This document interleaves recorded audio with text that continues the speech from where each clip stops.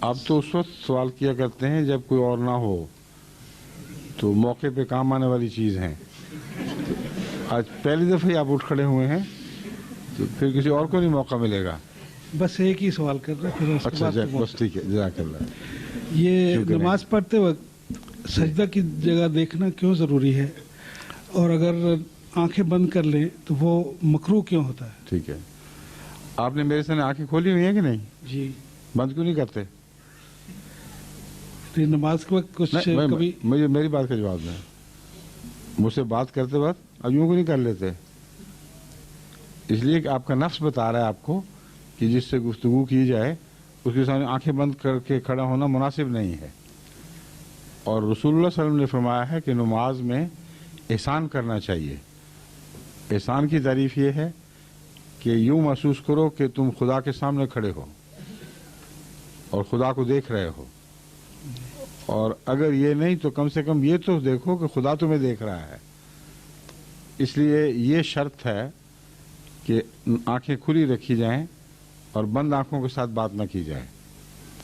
دوسرے بند آنکھوں سے غفلت بھی پیدا ہوتی ہے، اور ایک قسم کی غنودگی یا غفلت کی کیفیت طاری ہو جاتی ہے. کھلی آنکھوں کے ساتھ انسان ہوش سے بات کرتا ہے. ایک منٹ ٹھہر جائیں، ابھی آپ کا سوال باقی ہے.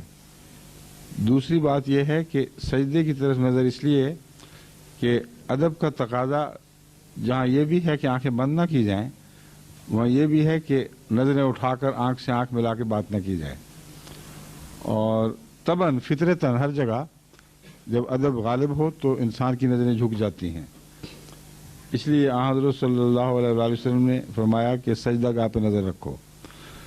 دوسرے یہ کہ اگر نگاہ اٹھی رہے تو ایک اور پہلو اس میں حکمت کا یہ ہے کہ دور تک نظر کے سامنے آنے جانے والے آپ کی توجہ کو کھینچتے رہیں گے. دائیں بائیں سے آگے سے گزرنے والے جو سجدہ چھوڑ کر گزرتے ہیں وہ آپ کی توجہ کو منعطف کرتے رہیں گے دوسری طرف. لیکن سجدے پر نظر ہو تو کچھ ہٹ کر کوئی گزرے بھی تو آپ کی توجہ اس طرف نہیں جائے گی، منعکس رہے گی سجدے ہی کی طرف، اور آپ کی نماز اس طرح ڈسٹرب نہیں ہوگی. یہ امکانات ہیں جو میرے ذہن میں ابھرے ہیں کہ ان حکمتوں کے پیش نظر رسول اللہ صلی اللہ علیہ وسلم نے یہ فرمایا ہوگا. ٹھیک ہے،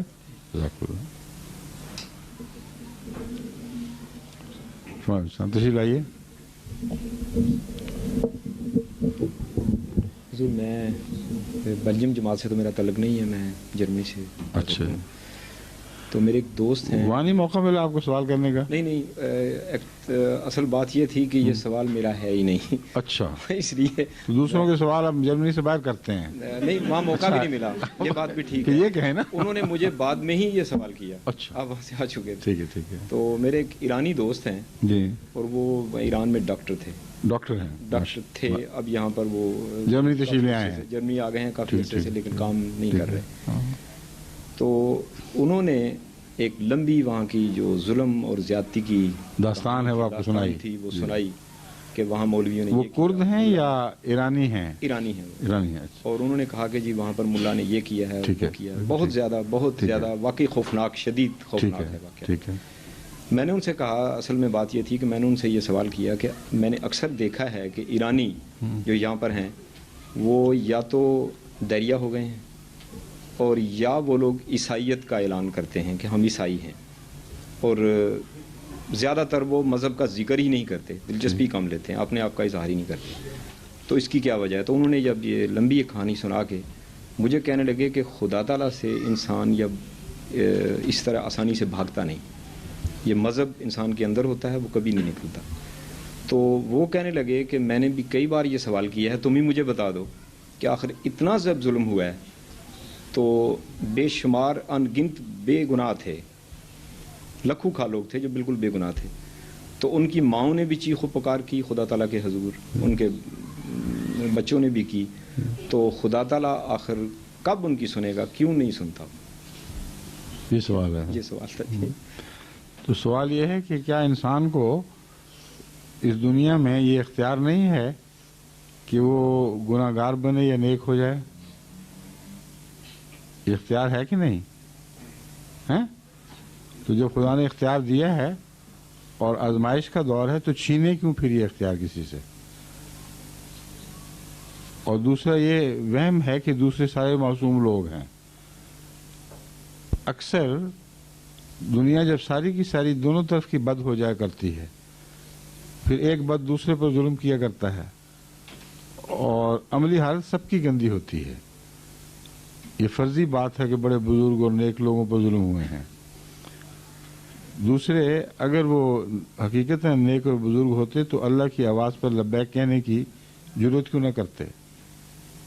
وہاں جماعت کا پیغام بھیجا گیا، وہاں ہمارے جو مبلغ تھے بڑی تکلیفیں اٹھا کر پھر وہاں سے رخصت بھی ہو گئے. بڑی ابتدا کی بات ہے، قوم نے توجہ نہیں کی. یہ ایرانی جو دنیا میں باہر ملتے رہے ہیں، یہ کٹر شیعہ رہے یا کچھ اور تھے، مگر جماعت کی طرف توجہ نہیں دی انہوں نے. تو جنہوں نے خدا کی آواز پہ لبیک نہیں کہا، خدا ان کا نوکر تو نہیں کہ ان کی آواز پہ لبیک کہے. قرآن کریم نے دعا کا فلسفہ یہ بیان کیا ہے کہ تم میری بات سنو گے تو میں تمہاری بات، تم دعا کرتے ہو فاستجیبوا لی، میں تمہاری دعا کو سنتا ہوں، لیکن تم پر یہ لازم ہے فاستجیبوا لی کہ تم بھی میری بات کا مثبت جواب دیا کرو. یک طرفہ فیصلے نہیں ہوا کرتے. تعلقات اگر ہیں تو دو طرفہ ہوں گے، خصوصاً مالک سے تعلق یک طرفہ ناممکن ہے. خدا کوئی گھر کا نوکر تو نہیں کہ جب چاہ بلا لیا جب چاہ چھٹی کر دی. ان لوگوں نے کب خدا کی آواز پہ لبیک کہا، کب اپنے حالات بدلے، کب فرضی مذاہب سے نکل کے باہر آئے، کب خدا کی آواز پر لبیک اس وقت کہا یا اب تیار ہوئے ہیں. ان کی ساری زندگی بتا رہی ہے اور ان کا دہریہ ہونا بتا رہا ہے کہ پہلے بھی خدا سے کوئی تعلق نہیں تھا. یہ ساری باتیں قابل غور ہیں. کائنات کے نقشے کو سمجھا جائے، اللہ تعالیٰ نے انسان کو اس کی آزمائش کے لیے اس دور میں آزاد رکھا ہے. جب آزاد رکھا ہے تو اس میں ظلم بھی ہوں گے. ان ظلموں کے نتیجے میں اگر وہ بندے جن پر ظلم ہوں وہ خدا کے بندے ہوں تو اللہ پھر اپنی طرف سے اس کی جوابی کارروائی کرتا ہے، ضرور کرتا ہے. جو نہ ہوں ان وہ نہیں کرتا. یہ قانون ہے. پاکستان میں دیکھیں کیسی جوابی کارروائی خدا تعالیٰ کی طرف سے ہو رہی ہے. جب یہ شروع میں انہوں نے ظلم کیے جماعت پر تو وہ خطبہ آپ دوبارہ سنیں تو حیران رہ جائیں گے کہ کس طرح لفظاً وہی ہوا ہے. میں نے کہا تم ایک دوسرے کو مدد کے پکارو گے، کوئی تمہاری مدد کو نہیں آئے گا. تمہاری ساری قوم پھٹ جائے گی. تم مظالم کرو گے ایک دوسرے پر، کوئی نہیں تمہاری سنے گا. اور تم سمجھتے ہو کہ تمہارے یہ جرائم بغیر سزا کے چلے جائیں گے؟ ہو ہی نہیں سکتا. یہ وہ کسی نے وہ دوبارہ خدا سن کے مجھے کہا کہ وہ حیران رہ گیا ہے. ایک ایک لفظ، ایک ایک نقشہ بین ہی اسی طرح ہوا ہے جیسا کہ آغاز کے خطبات میں نے پاکستان کو متنبع کیا تھا. تو ہم خوش تو نہیں ہیں کہ ان کو تکلیف پہنچتی ہے، مگر اس بات کا اور بھی دکھ ہے کہ ہماری قوم ہے جو اس قدر مصیبت اٹھا رہی ہے لیکن توجہ نہیں کر رہی. جو باتیں ہیں پاکستان میں جماعت احمدیہ کے خلاف ہوئی تھیں وہ ایک دوسرے کے خلاف کر رہے ہیں. ایک دوسرے کو کافر، ایک دوسرے کو غیر مسلم، ایک دوسرے کا اغوا، ایک دوسرے کے گھر لوٹنا، قتل و غارت، اور کوئی پوچھنے والا نہیں. تو یہ دیکھیں خدا دکھائی دے رہا ہے کام کرتا ہوا. جہاں خدا سے تعلق ہی کوئی نہیں وہاں کہاں خدا دکھائی دے گا. سمجھ گئے؟ شکریہ. فرمائیے کون ہے آپ کے بعد پھر وہ. ٹھیک ہے. السلام علیکم. وعلیکم السلام ورحمۃ اللہ. ہے میں کراچی سے تعلق ہے. جی میرا سوال ہے فرض کے بعد جو تسبیح کی جاتی ہے تو اگر فرض کے بعد کی جائے زیادہ ثواب ہے یا اس کے پوری نماز کے بعد تسبیح کی جائے ثواب زیادہ ہے؟ ہر نماز کے حصے کے بعد لمبی تسبیح کرنا دستور نہیں ہے. فرض کے بعد حضرت صلی اللہ علیہ وآلہ وسلم تھوڑی دیر بیٹھا کرتے تھے جس میں یہ دعا کیا رب وہ ہے اللہم انت السلام و منک السلام تبارک یا ذا الجلال والاکرام. دوسری وہ دعا ہے جو آئینی علی ذکر کا و شکر کا و حسن عبادتک. یہ دو دعائیں حضرت عائشہ رضی اللہ تعالیٰ عنہ سے مروی ہیں کہ اتنی دیر وہاں قیام فرماتے تھے جتنی دیر میں یہ 2 دعائیں کرتے تھے، پھر اٹھ کر گھر آ جاتے تھے، وہاں پہنچ کر پھر سنتیں نوافل وغیرہ پڑھتے تھے. تو تھوڑا ذکر مان بعد یہ تو ثابت ہے رسول اللہ صلی اللہ علیہ وسلم سے، مگر یہ کہ صحابہ بیٹھ جائیں لمبے عرصہ ذکر میں، پھر اٹھ کے دعا سنتے شروع کر دیں، پھر بیٹھ جائیں، پھر نوافل شروع کر دیں، یہ دستور نہیں ہے. سمجھ گئے؟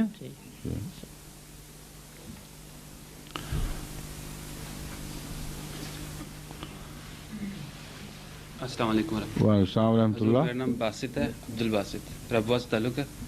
تو میرا سوال ہے کہ اکثر غیر احمدی دوست یہ اعتراض کرتے ہیں کہ حضرت مسیح علیہ السلام نے انگریز کو اپنی کتابوں میں محسن کہا ہے، ٹھیک ہے، لیکن وہ کہتے ہیں کہ انگریز نے بر صغیر سے سب کچھ لوٹ لیا، حتیٰ کہ کوہ نور ہیرا بھی لوٹ کے لے گیا. اچھا، تو اس سلسلے میں پھر محسن کیوں کہا ہے یہ نہیں پوچھا؟ وہ یہی سوال کرتے ہیں کہ انہوں نے کیوں، آپ نے بتایا کیوں نہیں ان کو؟ محسن یوں کہا ہے کہ ہندوستان میں ایک حال تھا ایسا، خاص طور پر پنجاب میں، جبکہ مسلمانوں کے لیے وہ ایک تنور تپایا ہوا تھا، کوئی ان کا پرسان حال نہیں تھا، اذانیں ان کی بند، مسجدیں ان کی ویران کر دی گئیں، ان کو ایسا ذلیل و رسوا کر دیا سکھ حکومت نے، جو لٹیرے مختلف خاندان تھے، ان کی جب باری آتی تھی طاقت کی تو مسلمانوں کو صفا کر دیتے تھے، بالکل بے حیثیت، جو اپنے مذہب پر عمل کرنے کی طاقت نہیں رکھتے تھے. انگریز جب آیا ہے پنجاب میں تو اس کا یہ احسان ہے کہ ہمیں خدا کی عبادتوں کے لیے آزاد چھوڑ دیا. یہ احسان ہے کہ نہیں؟ اس لیے جو احسان ہے اس کو ماننا چاہیے. اس سے جو دوسری زیادتیاں وہ منف ختم تو نہیں ہو جایا کرتی. پھر آپ نے انصاف کی تعریف فرمائی ہے کہ یہاں اس انگریز قوم نے دوسری خوبی یہ دکھائی کہ جو حکومت کی ہے انصاف کے ساتھ کی ہے، ہر فرقے کے درمیان، ہر مذہب، قوم، ہر رنگ کے درمیان انصاف سے فیصلے کیے ہیں. یہ 2 تعریفیں ہیں جو حضرت مسیح علیہ السلام نے فرمائی ہیں. اس کے علاوہ حضرت مسیح علیہ السلام نے انگریزوں کے مذہب کی وہ برائیاں بیان کی ہیں کہ کبھی ہندوستان میں، سارے ہندوستان میں مولویوں نے مل کر وہ برائیاں نہیں بیان کی تھیں، کہ خدا کے شریک بنانے والے، بندے کو خدا بنا لینے والے، دجال، وہ کانا دجال جس کی پیشگوئی کی گئی تھی، وہ قوم جس نے دنیا میں سب سے بڑے فتنے بچانے تھے، یہ وہ لوگ ہیں. وہ نہیں ان کو دکھائی دیتا کہ ایک خوش آمدی یہ کیا کرتا ہے، ایک حق پرست ہے جو بات کر رہا ہے. جہاں سچ ہے وہاں سچی تعریف ہر احسان مند کے لیے لازم ہے کہ وہ کرے. جہاں ظلم اور فساد اور زیادتی ہے وہاں بہادری کا تقاضا ہے کہ سلطنت کی عظمت کی کوئی پرواہ نہ کرے، اور جو حق ہے وہ خدا کے نام پر کھلا بیان کرے. یہ 2 باتیں بیک وقت ہیں جو مسیح علیہ السلام کے کردار کو ظاہر کرتی ہیں. سمجھ گئے؟ شکریہ.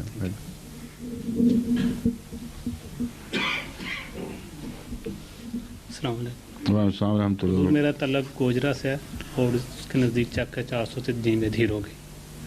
اور ہمارے گاؤں میں ایک محمد اصغر خیالی کا نیا ہی اس نے مذہب کا کہہ رہا کہ میرا نیا مذہب ہے. اچھا. اور وہ ہمیں سوال کرتا ہے کہ قرآن کریم میں لکھا ہے کہ شاید میں اس طرح نام پیش کروں جس طرح وہ سوال کرتا ہے. تو قرآن کریم میں لکھا ہے کہ مسلمانوں کا نام حضرت صلی اللہ علیہ وسلم نے مذہب کا نام مسلمان رکھا ہے. جب مسلمان رکھا تو آپ نے اب ایک نیا نام رکھ لیا ہے اپنے جماعت کا، احمدی. اس نے کیا رکھا ہے اپنے مذہب کا نام؟ وہ تو کہہ رہا ہے کہ میں کوئی اور کانا انا پکا ہے ساتھ میں کہتا وہاں میرا پیر رہتا ہے، اسی کا میرا مذہب ہے. آپ یہ بتائیں آپ کا کیا نام ہے؟ نہیں میں آپ مسلمان نہیں ہیں؟ مسلمان ہے. تو مسلمان کیوں نہیں کہا آپ نے اپنے آپ کو؟ ہم نے تو اس کو کہا کہ ہم نے تو نہیں میں آپ سے پوچھ رہا ہوں،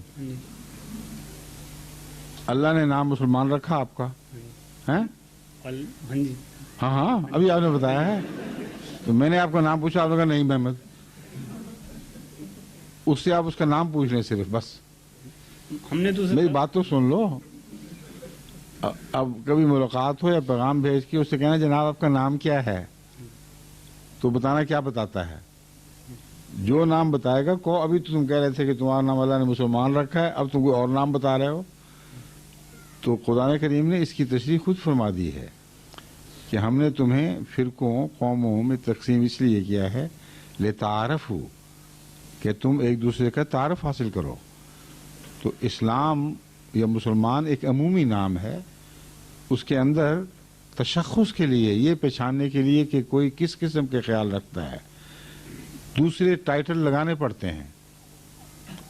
اب ہر شخص کو آپ مسلمان کہیں اور اس کے اندر وہ بھی ہیں جو حضرت صلی اللہ علیہ وسلم کو عالم الغیب مانتے ہیں، وہ بھی ہیں جو حضرت خلیفۃ المسیح، حضرت خلیفۃ الرسول اول حضرت اقدس ابو بکر رضی اللہ تعالیٰ عنہ کو منافقوں کا سردار کہتے ہیں، اور وہ بھی ہیں جو ان سردار کہنے والوں کو اول درجے کا پکا کافر اور غیر مسلم قرار دیتے ہیں. یہ ہیں کہ نہیں؟ تو جب سب مسلمان کہلائیں گے ٹائٹل ایک ہو جائے گا، اندر سے دکانوں کی سودے سب الگ الگ رہیں گے. تو ساتھ سب ٹائٹل کیوں نہیں لگاتے کہ ہماری دکان پہ یہ چیز بکتی ہے، ہماری دکان پہ یہ چیز بکتی ہے. ایک سب ٹائٹل سے فوراً تعارف ہو جاتا ہے. تو جو دستور خدا تعالیٰ نے خود قرآن میں بیان فرمایا کہ ہو تم ایک ہی باپ کی اولاد ہو، لیکن ہم نے تمہارے تعارف کی خاطر تمہیں قوموں فرقوں میں بدل رکھ دیا. تو ان کو کہو یہ وجہ ہے جو ہم احمدی کہلاتے ہیں، لیکن احمدی اکیلا نہیں، احمدی مسلمان. ہم جب بھی تعارف کراتے ہیں احمدی مسلمان کہتے ہیں، تاکہ تمہیں پتہ لگ جائے کہ ہم وہ مسلمان ہیں جنہوں نے امام مہدی کو قبول کر لیا ہے، اور تم وہ مسلمان ہو جنہوں نے اس کو قبول نہیں کیا. اس میں کون سی تکلیف ہے؟ ٹھیک ہے. وہ پکا انا لگتا ہے آدمی اس کو کچھ دکھائی نہیں دیتا. پکا انا میں پیر مانا ہے نا اس نے. ہاں جی وہاں کہتا ہے وہاں. ہاں اس کو پکا انا پنجابی میں جس کو کہتے ہیں نا، وہ حالت ہے اس کی. اور اصول میرا سوال یہ نظر اپنا یا جھک جائیں یا اس کو اونچا کر لیں. ہاں یہ نظر کے بارے میں ہے. اچھا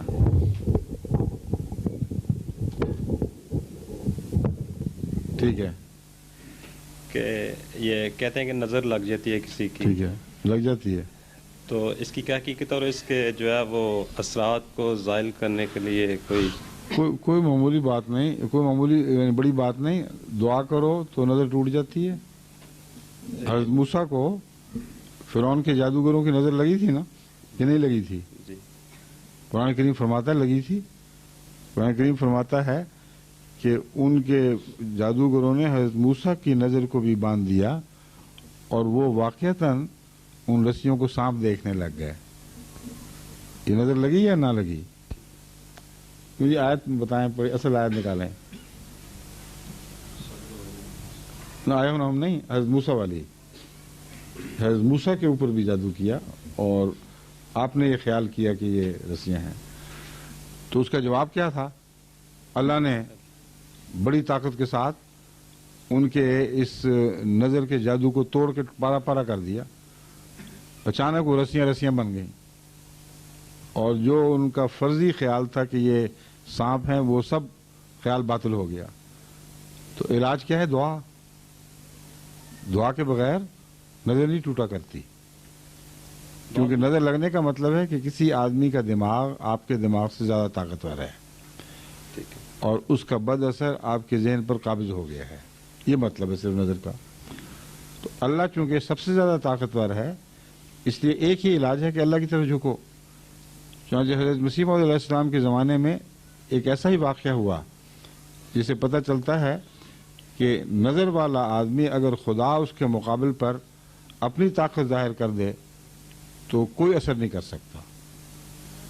چنانچہ ایک دفعہ ایک نظر باندھنے والا آدمی جو مشہور تھا اور اپنے بڑے زوم میں تھا کہ میں اپنی نظر کی طاقت سے جس سے جو چاہوں کام کروا لوں، وہ اس نیت سے قادیان آیا کہ حضرت مسیح موعود علیہ السلام جب عصر کے بعد یا جس وقت بھی آپ تقریر فرماتے تھے، اس وقت جب کھڑے ہوں گے تو میں نظر کی طاقت سے آپ کو کہوں گا کہ ناچیں، اور جس طرح رقاصائیں ناچتی ہیں اس طرح ناچیں. ہر ایک دیکھنے والا جو ہے وہ سمجھ لے گا کہ یہ جھوٹا آدمی ہے جس کا یہ حال ہے کہ ناچتا ہے عورتوں کی طرح، وہ نبی کیسے ہو گیا.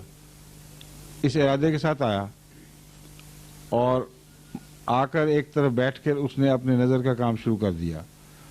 تھوڑی دیر کے بعد چیختا چلاتا ہوا دیوانوں کی طرح وہاں سے دوڑا ہے اور تیزی سے مسجد کی سیڑھیاں ادھر کر پھلانگتا ہوئے باہر کی طرف دوڑ پڑا. بعض لوگوں نے پیروی کی کہ پتہ نہیں کیا واقعہ ہوا ہے. جب کچھ دور جا کے اس کو پکڑا تو اس نے کہا کیا ہوا ہے؟ تو اس نے یہ تسلیم کرتے ہوئے ساتھ یہ کہا کہ بجائے اس کے کہ میں کامیاب ہوتا مجھے شیر دو نظر دکھائی دیے. یہ الفاظ ہیں نا کہ مجھے حضرت مسیح موعود علیہ السلام کے پیچھے 2 خونخوار شیر دکھائی دینے لگے اور یوں لگتا تھا کہ ابھی مجھ پر جھپٹ پڑیں گے.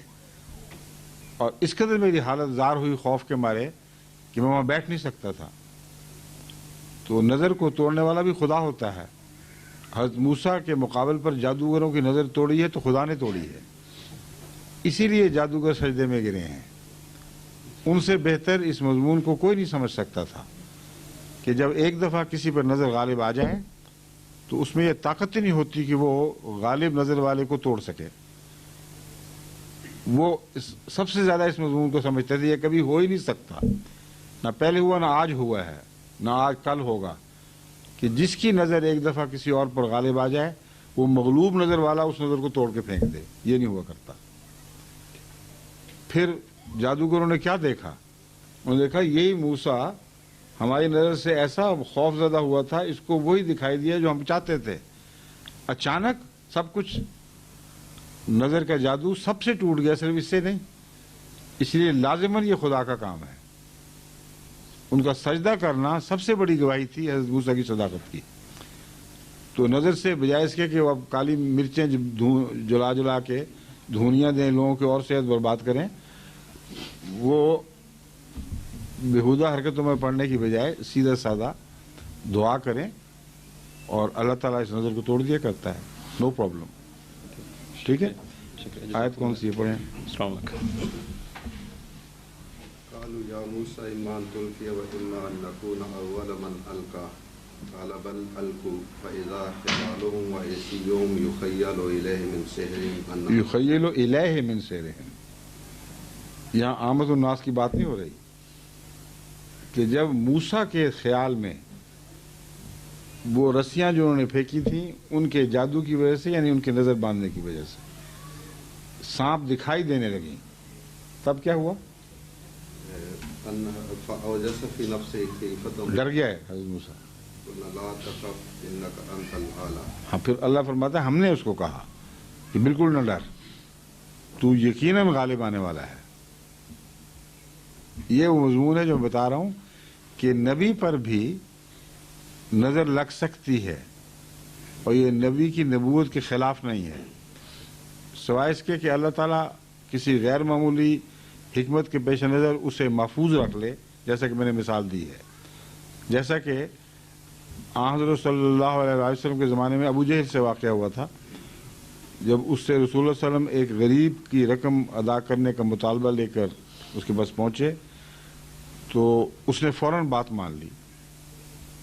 جب رسول اللہ صلی اللہ علیہ وسلم روانہ ہو گئے تو کسی نے کہا تم عجیب ذلیل آدمی ہو ہمیں کہتے ہو کہ اس کی مخالفت کرو اس کی بات نہ مانو اس کو جو یہ کہے اس کا اپوزٹ کرو اور اس نے تم سے مطالبہ کیا ایسے حق کا جو تم کسی کا مار کے بیٹھے ہوئے تھے اور فوراً بلا چون چڑھا تمہیں دے دیا.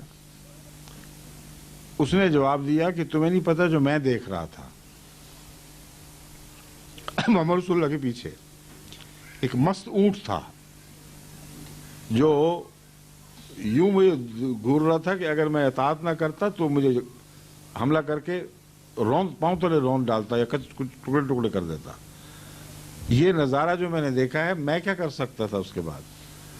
تو ابو جہل نے گواہی دی اس کے اس فعل نے اس کی تصدیق کی کہ وہ اس غریب کے جس کے پیسے مار کے بیٹھا ہوا تھا سب منگوا کے اسی وقت واپس ادا کر دیے. تو خدا تعالیٰ نے رسول اللہ صلی اللہ علیہ وسلم کو بچایا ورنہ رسول اللہ صلی اللہ علیہ وسلم کو تو پتہ بھی نہیں تھا کہ کیا ہو رہا ہے یہاں. تو اللہ کی نظر غالب ہے یہ ہے اصل بات اور خدا کی نظر کے مقابلے پر کوئی نظر دنیا کی کام نہیں کر سکتی. اس لیے اگر لگ بھی جائے تو خدا اس کا جادو توڑ دیا کرتا ہے. سمجھ گئے؟ शुक्रिया। अब सियालकोट के हैं? हाँ, सियालकोट में आज के बड़ा रिवाज हुआ है एमजीओ में, इस किस्म के टूने टूट के नज़रें, बहुत ही गुमराही फैल रही है जो जाहिल ख़ानदान है उनमें। और मैं इस आपके हवाले से सियालकोट को वार्निंग देता हूँ, ये शिरक है। तुम लोग तबाह हो जाओगे, कुछ भी नहीं बाकी रहेगा तुम्हारा अगर तुम इसी तरह अपनी औरतों के तवाहमात के ग़ुलाम बनकर नज़रें टोने टोट के करते फिरे, तो तौहीद नहीं रहेगी, जो मर्जी और रह जाए। ठीक है।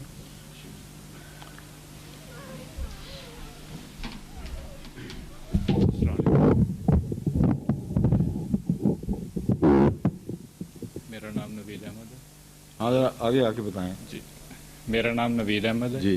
मैं ज़िला राजनपुर से तल्लुक़ है। अच्छा जी। पाकिस्तान से। तो कब आए हैं आप वहाँ से? मुझे हो गए 2 साल। अच्छा, ये लोगों को जब उन्होंने कैद करना शुरू किया उससे पहले भाग आए थे आप? जी। हैं? हजूर, मेरा सवाल ये है कि जो पहले दौर में मुजद्दिद गुजरे हैं, आया उस इलाके के लोगों का उनकी बैत करना ज़रूरी था, फ़र्ज़ था या नहीं? फ़र्ज उस तरह नहीं था क्योंकि वो मामूर नहीं थे, अल्लाह की तरफ से मामूर नहीं थे। जी। चुनाचे हज़रत रसूलुल्लाह सल्लल्लाहु अलैहि वसल्लम ने किसी मुजद्दिद के लिए ये नहीं फरमाया कि जाके उसकी बैत करो, मगर इमाम महदी के लिए फरमाया है। ये फ़र्क है। मामूर वो होता है जिसको खुदा इमाम भी बनाए और उसका मानना सब पर फ़र्ज कर दे। कोई ऐसा मुजद्दिद नहीं आया जिसने खुद ये दावा ही किया हो कि सारी उम्मत मुस्लिमा के लिए मेरा मानना फ़र्ज है। नहीं, वही तो मैं कह रहा हूँ कि उस वही तो मैं भी कह रहा हूँ। इलाके के एरिए के जो लोग थे, इलाके वालों के लिए भी मैं बता रहा हूँ, ना इलाके के लिए ना बाहर के लिए। किसी जगह भी खुदा ताला ने किसी मुजद्दिद को बतौर मुजद्दिद मानकर उसके पीछे चलने का जिक्र नहीं फरमाया, लेकिन जो उसने फ़ायदा पहुँचाया उससे सारों ने हिस्सा पाया। उसने तजदीद दीन की यूँ की कि जो गलत ख्यालात राइज हो गए थे उनके खिलाफ जहाद किए, और लोग उसको मुजद्दिद कहते थे या ना कहते थे, उसकी बातें मानते थे, और रफ्ता रफ्ता उसकी इज्जत दिलों में पैदा हुई है। इसलिए वो मामूर नहीं था मगर मुसले ज़रूर था। समझ गए? जी, शुक्रिया।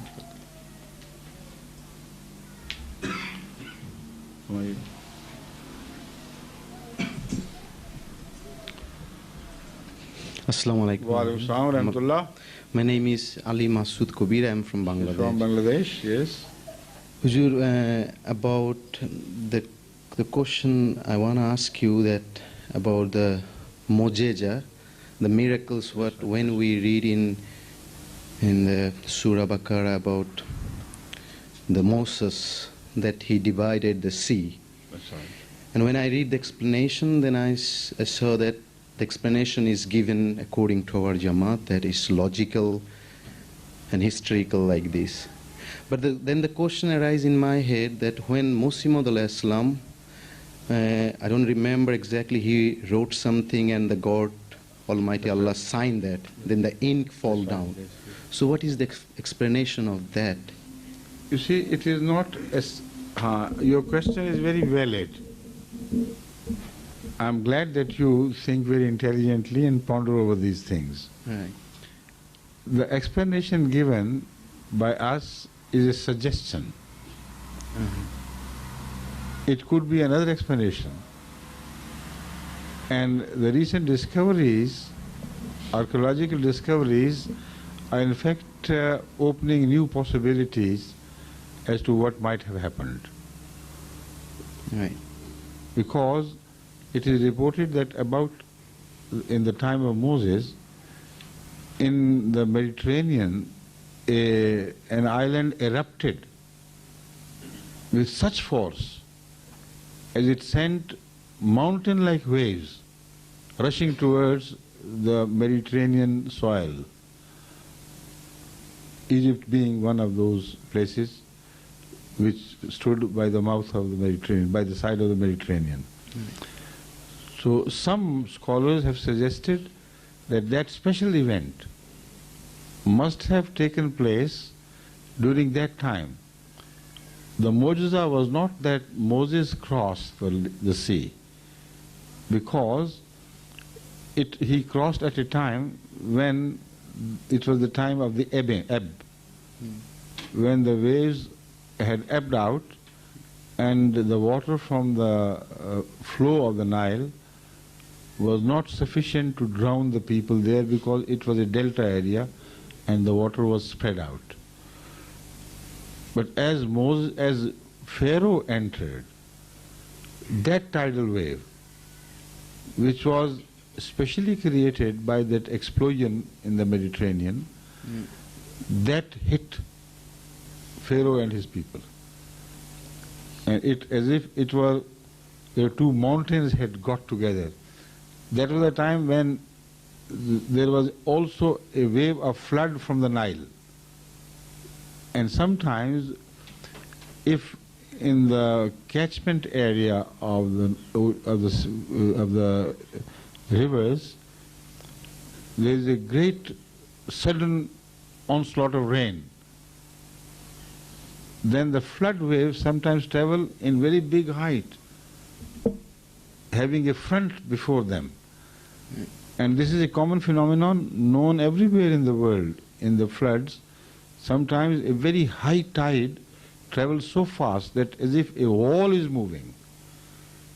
So that happened. This is Mu'jiza, the timing of the two things.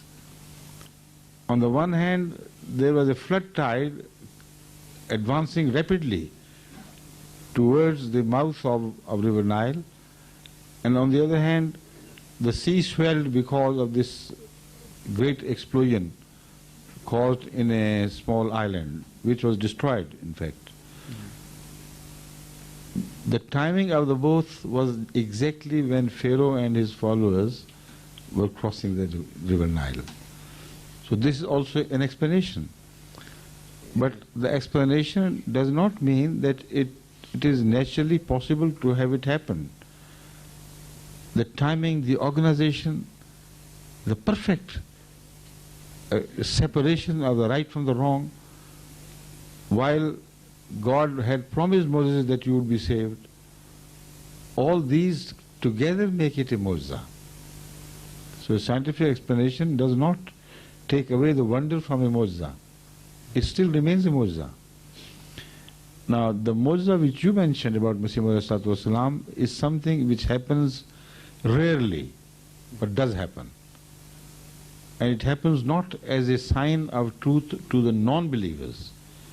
It always happens within the community of the believers. So this is what should be remembered. Such mu'jizat as are freaks of nature, which we cannot understand, they are never presented to the enemies. They are shown within the community of the believers. Like Hazrat Muhammad Rasulullah sallallahu alaihi wasallam is reported to have invited the entire participants in the jihad of Ahzab, when Ahzab had got together, and the Muslims were around how many thousand? 7,000 or less? No, they were less in number. Anybody remembers?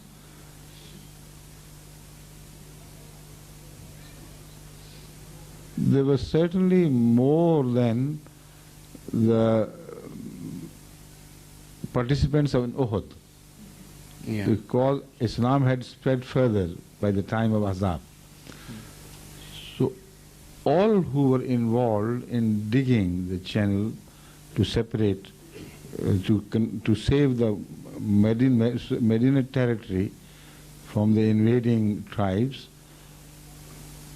Hazrat Rasulullah Sallam was once invited during those days when hunger was striking hard at them by some devout companions of Hazrat Rasulullah Sallam, whose wife had slaughtered a goat and had cooked some rice and things, and she sent her husband to Rasulullah Sallam and conveyed, it was not rice, it was the bread which she was cooking.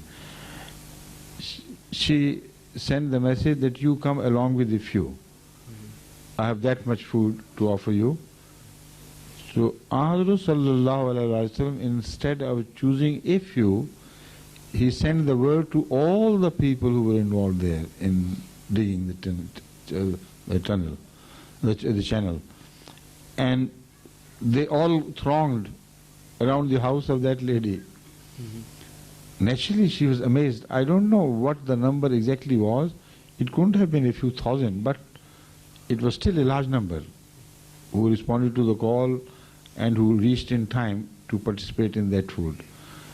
Rasulullah told her to cover the cauldron where something was cooked, good meat was cooked, and cover that we call parat, that dish where kneaded flour was kept with some cloths.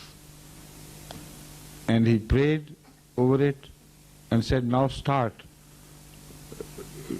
cooking the bread and distributing the food. And very authentic reporters tell us that they kept on distributing the food, and neither the kneaded flour ended nor whatever was cooked of meat in the cauldron finished until everybody was fed. And when this was over, then there was enough left for the family to eat. Now, this is something which is not presented for the non-believer's eyes. Such mu'jizat take place only to increase the faith of those who have already believed. Because about the mu'jizat, such mu'jizat, the Holy Quran says, never have people benefited from mu'jizat. When have they? Pharaoh and his people, despite seeing so many mu'jizat, still rejected the truth, and it all happened also at the time of Jesus Christ. He is known to have shown many mu'jizat, but how many could he convert? 30 at most, two of which had renegated, of course. So this is the nature of mu'jizat. There is some mu'jizat are called khawariq adat. They're freak of nature. They're in breach of apparent breach, not real. Apparent breach of the laws of nature. Such mu'jizat take place not for the enemy's eyes, but for the eyes of the believers. And this is the mu'jiza which you have mentioned is just one of those. So Huzur, you see on that point the problem comes. One of my friend, I gave him the books from Muslim al-Islam. So he told me that he believed Muslim al-Islam, he is the promised Messiah. But he didn't say I don't believe like all the caliphs later. Because he said, when I also present him the Quran, he said the way it was, the explanation was given, that our Jamaat want to show that more logic, the history and more logic like this. So because the Holy Quran is a logical book. Right, but in this point, when I say about the Mojaja, he said Mojaja is like a, to him it's like a magic or something. So he believe on that.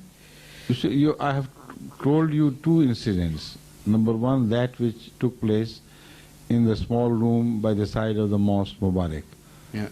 And the other Moza which was seen and witnessed by a large number of people at the time of Hazrat Muhammad Sallallahu. But it was not presented to the non-believers, not even quoted to them.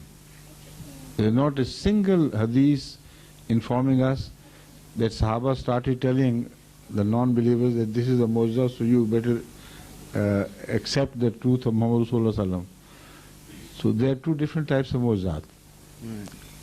But still, it is for you to convey as best as you can. If he is not guided, it's not your responsibility. Right? Thank you. Thank you. Thank you.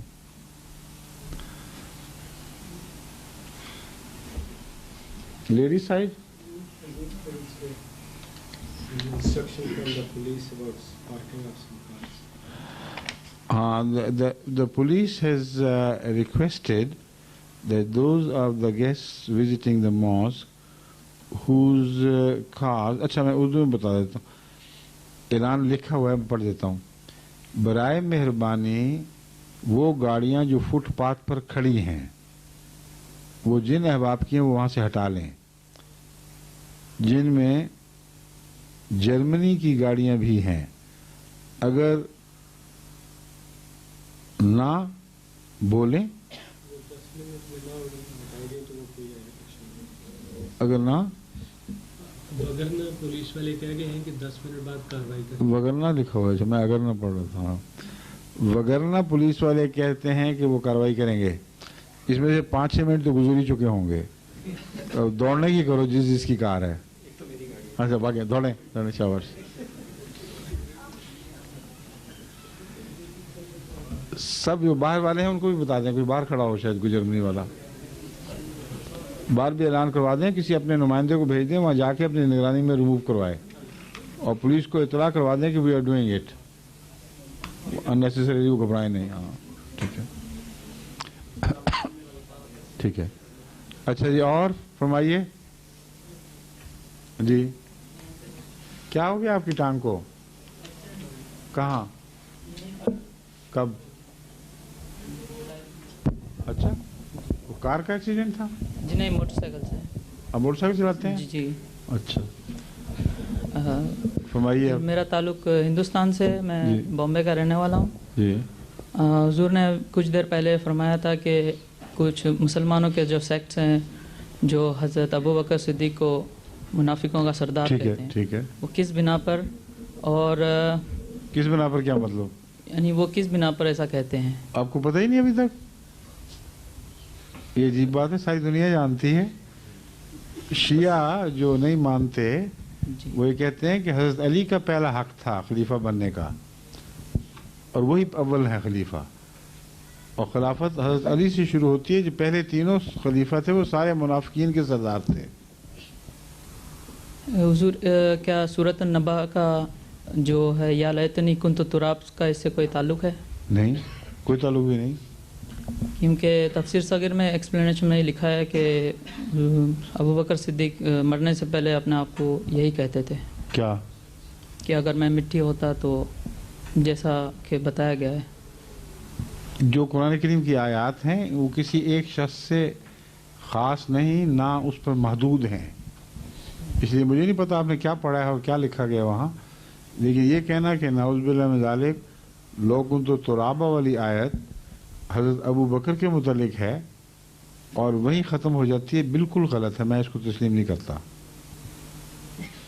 इंसानी फितरत की बात है कि जब उसका वक्त आता है पकड़ का या मौत का, तो ये बेख्तियार जुमला उसके मुंह से निकलता है जब वो हकीकत से आगाह हो जाता है। लोकुन तो तुराबा, और लफ्ज़ तुराब के तो कई इस्तेमाल हुए। शिया ने हज़रत अली को अबू तुराब नहीं कहते, हाँ? तुराब वाला वो खुद भी हज़रत अली रज़ी अल्लाह तआला अन्हु मुनकिसिर मिजाज थे, तो उसकी वजह से अबू तुराब कहलाते हैं। तो ये भी इनकिसार का एक इजहार है, मगर वहाँ उस मौके पर जो फ़िक्र है वो ज़्यादा ख़तरनाक है। वहाँ तो नाउज़ुबिल्लाह मिन ज़ालिक मुनकिरीन और कुफ़ार के मुतल्लिक आता है कि जब वो अपना अंजाम देखेंगे तो वो कहेंगे लो कुन तो तुराबा।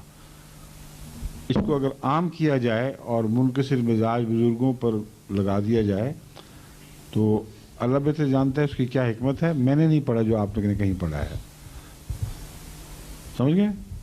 शुक्रिया।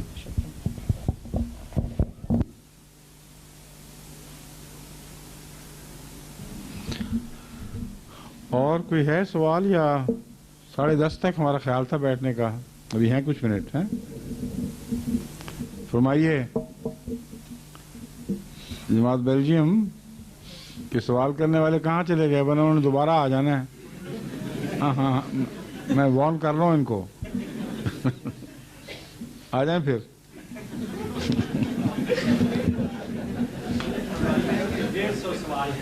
इनके पास अच्छा पहला और आखिरी सवाल आपका होगा। पहला भी आपका था, आखिरी भी आपका होगा। ये सवाल तो लंबा है, छोटा सा है, लेकिन इसकी तमहीद लंबी है। अगर इजाज़त हो तो पढ़ दूँ। आप सवाल पढ़ दें, तमहीद में हम समझ लेंगे खुद ही। नहीं, वो मैं दरअसल मैंने लिखा हुआ है। आगे आ जाएं, बात सुनें, आगे आ जाएं और करीब आ जाएं। हाँ, और आप पहले सवाल पढ़ें सिर्फ। वो इसके पढ़ने से के बगैर समझ नहीं पढ़ तो दें।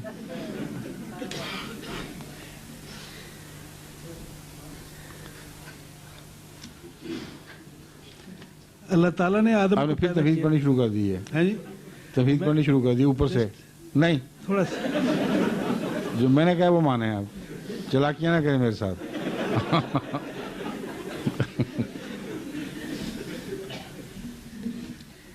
तो मेरा सवाल असल ये था कि ये है। हाँ, क्या है? अल्लाह ताला सूरह सजदा में फरमाता है, वलो शेना ला आतना कुल्लु नफ्सिन हदाहा, अताना कुल्ला नफ्सिन हदाहा, कुल्लु नफ्सिन, कुल्ला नहीं, कुल्ला होना चाहिए, कुल्ला नफ्सिन हदाहा हक्कल कौलो मिन्नी लामला अन्ना जहन्नम मिनल जिन्नत वन्नास अजमईन। ठीक है। तो इसके मुतल्लक मैंने ये नहीं, तफहीद समझ गया बात आपकी। तो क्या यानी अल्लाह ताला ने ये सब खुद यानी इरादा किया था कि इस तरह मैं करूँगा, इस तरह होगा? तो फिर आपने सारा कुरान नहीं पढ़ा? सारा कुरान पढ़ा। वहाँ अल्लाह ताला ने रहमत के मुतालिक भी यही बयान फरमाया हुआ है कि इसीलिए हमने इंसान को पैदा किया था ताकि उसको उस पर रहमत करें। तो दो वजूहात हैं, बाज़ों को रहमत पहुँचे खुदा की, बाज़ों को अजाब। लेकिन जिनको अजाब पहुँचे उसका फ़लसफ़ा कुरान करीम में दूसरी जगह बयान फरमा दिया है कि हमने दोनों बातें खोल दी थी उन पर। चाहते तो सच का रास्ता इख्तियार करते, चाहते तो बदी का रास्ता इख्तियार करते, झूठ का।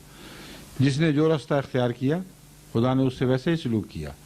और ये है खुदा की कायनात का जो स्कीम ऑफ थिंग जिसको कहते हैं, फ़लसफ़ा। हक़्क़ल कौल, खुदा की ये बात लाज़िमन सच्ची होकर रहनी थी कि वो लोग जो बदी को कबूल करेंगे उनसे जहन्नम को भर दिया जाएगा। और खुदा की ये बात भी सच्ची हुई जो शैतान को खुदा ने मुकाबल पर यह कही थी कि जो मेरे बंदे हैं उन पर तुझे गलबा नसीब नहीं होगा। इसलिए दोनों तरफ की स्कीमें इकट्ठी पड़ें। गलबा तो नसीब ना हुआ, लेकिन उनको इतनी तकलीफें दी गई। फिर क्या हो गया कि उनके लिए ये दुनिया तकलीफों से साबित हुआ कि गलबा नहीं हुआ। इस दुनिया को जहन्नम बना दिया। सुन ले, ठहर जाएं। तकलीफें अगर ना दी जाती तो फिर उनकी सदाकत कैसे जाहिर होती? आजमाइश कौन सी होती? आपको अगर खाने की तरफ बुलाया जाए और आप आ जाएं तो आपकी सच्चाई कहाँ से साबित होगी? भूखे हों, जान निकल रही हो और अपना खाना किसी और को दे दें, तब आपकी सदाकत जाहिर होगी। तो शैतान को खुदा ने जो खुली छुट्टी दी कि जितनी चाहो मेरे बंदों पर मुसीबतें ले आओ, अपने प्यादे ले आओ, अपने सवार चढ़ा लाओ, हमले करो जितनी ताकत है, फिर भी तुम उनको मुतज़लज़िल नहीं कर सकोगे। ये तकलीफें ही हैं जो उनकी सदाकत का निशान है। एक हदीस के मुताबिक। बस आपकी आदत है बहस करने की, मैं बहस नहीं करूंगा। जो मैंने बयान कर दिया काफ़ी है। नहीं समझ आती तो बेशक ना समझ आए, क्योंकि हर दफ़ा जब आप सवाल करते हैं उसके बाद जिद करते हैं। ये आपका वतीरा बन गया है। ये कॉमन सेंस की मामूली बात सबको समझ आ गई है सिवाय आपके। इसलिए या सवाल ही ना किया करें या जवाब जो मैं दिया करूं खामोशी से वापस चले जाएंगे। दिल की तसल्ली हो या ना हो, मैं जिम्मेदार नहीं हूं, अल्लाह मालिक है। अस्सलाम वालेकुम। अच्छा जी, अब इजाज़त, खुदा हाफिज़। अस्सलाम वालेकुम।